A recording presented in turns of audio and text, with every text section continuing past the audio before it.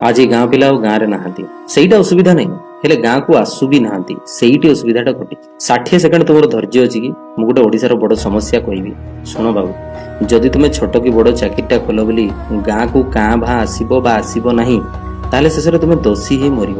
କେମିତି? ଏଇ ଗାଁରେ ତୁମେ ବଡ଼ ହେଲ, ଏଇ ଗାଁର ମାଟି ପାଣି ପବନରେ ତୁମ ଶରୀର ଆଉ ମସ୍ତିଷ୍କ ବଢିଲା ନା କଣ? ବିଗ ବଜାରରୁ ସପିଂ କରି ତମ ବାପା ତମକୁ ଆଣିଥିଲେ? ତେବେ ସେଇ ଶରୀର ଓ ମସ୍ତିଷ୍କ ଏବେ ତମ ଗାଁ ପାଇଁ ଲାଗିବ ନାହିଁ କଣ ପାଇଁ? ତୁମେ ସେଇ ଗାଁରେ କେତେ ମଳତ୍ୟାଗ କରିଛ, କେତେ ପରିବେଶ ବ୍ୟବହାର କରିଛ, ନଷ୍ଟ ବି କରିଛ ପରିବେଶ, ତାର ଋଣ ସୁଝିବ କିଏ?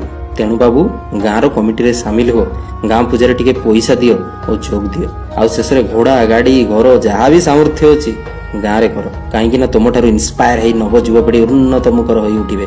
ନହେଲେ ସେମାନେ ସେଇ ଲୁଙ୍ଗି ପିନ୍ଧି ଆମ୍ବ ତୋଟାରେ ତାସ ଖେଳିବେ ଆଉ ସନ୍ଧ୍ୟାରେ ଚିଲମଟା କାଟିବେ। ଆଉ ସେସବୁ ପାଇଁ ବି ପ୍ରବାସୀ ଦାୟୀ, କାହିଁକି ନା ଆମେ ତ କେବେ ତାଙ୍କୁ ବୁଝିବାକୁ ଚେଷ୍ଟା ବି କରିନେ ନା। ତେବେ ଖରାପ ହେଲେ କାହିଁକି କହିବା ତାଙ୍କୁ? ସେମାନେ ଆମ ନିଜ ଭାଇ ଭଉଣୀ ଭଳି। କେବେ ତମେ ବି ଗାଁରେ ନଙ୍ଗଳା ବୁଲୁଥିଲ କାଳିଆ ଭୂତ ହେଇ, ଏବେ ସେଇ ଗାଁର ବର୍ଷିକିଆ କୁଣିଆ ତୁମେ ତୁମ ଗାଁର ଫରେନ୍ ଟୁରିଷ୍ଟ ହେବେ।